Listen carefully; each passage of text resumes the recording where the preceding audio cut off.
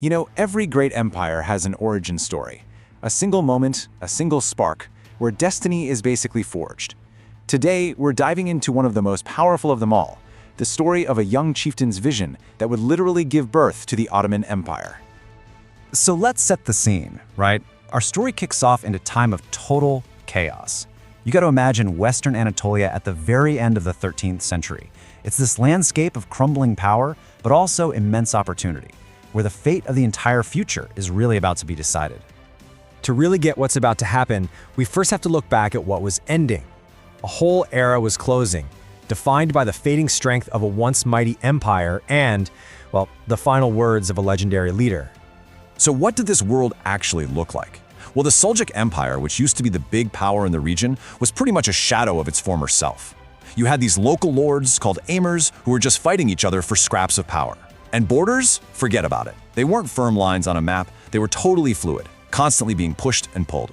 And right in the middle of all this uncertainty was a small but proud territory called Suud. Now, Suud was the home of Ertuğrul Bey, the leader of the Kai tribe. And what's so fascinating about him is that his power wasn't measured in land or castles. He didn't have palaces or crowns. His real strength, the thing that truly mattered, was the unwavering loyalty of his people. They saw him as a symbol of justice and faith. And you can really see this whole philosophy captured in his final words. It's 1281, he's dying, and he gathers his sons. But look, he wasn't handing over a crown or a pile of gold. He was passing on a mission. His core belief was crystal clear. Leadership isn't a prize, it's a duty, a sacred responsibility to protect your people and their future. But let's be real, when a great leader dies, peace isn't usually the first thing that follows. For the Kai tribe, it brought an immediate and very dangerous test, a struggle for the future, and it all centered on three very different brothers. So it really boiled down to two of the sons, and man, they couldn't have been more different. On one side, you've got Gündüz, the eldest. He was the safe bet, wise, respected, focused on just keeping things stable. On the other side was the youngest, Osman. He was fiery, passionate, maybe a little disobedient, and he had a vision that stretched way beyond their little territory. The tribe was facing a fundamental choice. Do we play it safe, or do we go for broke? And you can bet this choice just tore the tribe in two. While they were still mourning, the power struggle was already kicking off. As the elders gathered, the debate just raged. Do we follow Gündüz and protect what we have? Or do we follow Osman, the one they called his father's sword, and risk everything for this incredible future he claims to see? The fate of their entire people was just hanging in the balance. You know how it is in these moments of huge division, right? Often it just takes one person, one respected voice to change everything. And for the Kai tribe, that voice belonged to a very wise and influential mentor. And that voice belonged to Sheikh Idabali. Now, this guy wasn't just some spiritual guide. He was Ertuğrul's closest confidant, the moral compass of the whole tribe. When he spoke, everybody listened. And crucially, he saw something in that young, impulsive Osman that everyone else was overlooking.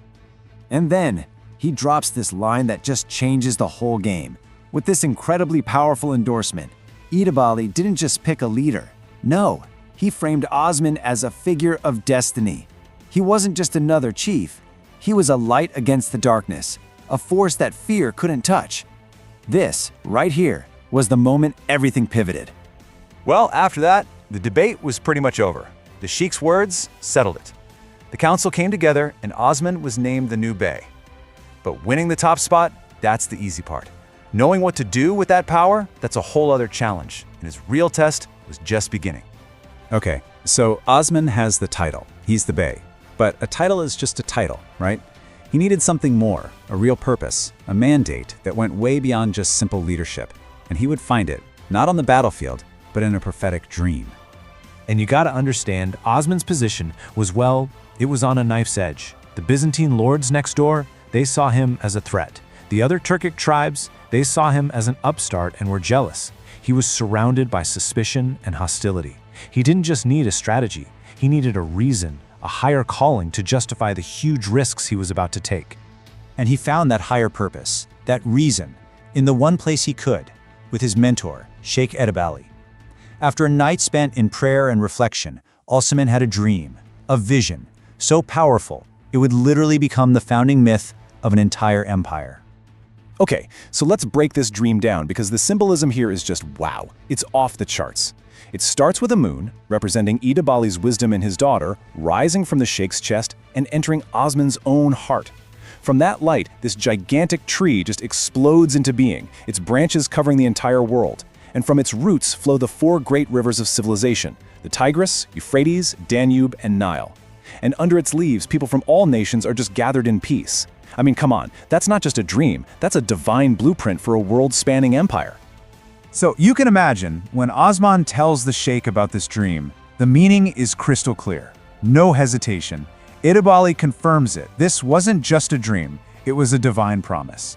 He tells Osman that his family, his dynasty, was destined to be the root of this great tree, and his descendants would be its branches stretching across the globe. Suddenly, his own personal ambition wasn't just his own anymore. It was a mission from God. And just like that, the foundation was laid. The personal fight for power had completely transformed into a generational quest to build something the world had never, ever seen before. And this, right here, is the thing you've got to remember. The Ottoman Empire, from its very, very beginning, wasn't just about conquering land or grabbing gold. Its origin story tells us it was built on an idea. It sprang from the pure force of one man's will, backed by this incredible vision of a just, universal state. So let's circle back to Sogod, about a decade after his father's death. The young, fiery son of a nomad wasn't just a tribal chief anymore. He was now the guardian of an epic dream, the root of a mighty tree that was just starting to grow, carrying the weight of a future empire on his shoulders. And that leaves us with this one big question, one that kind of echoes through all of history, doesn't it? From Alexander the Great to visionaries today.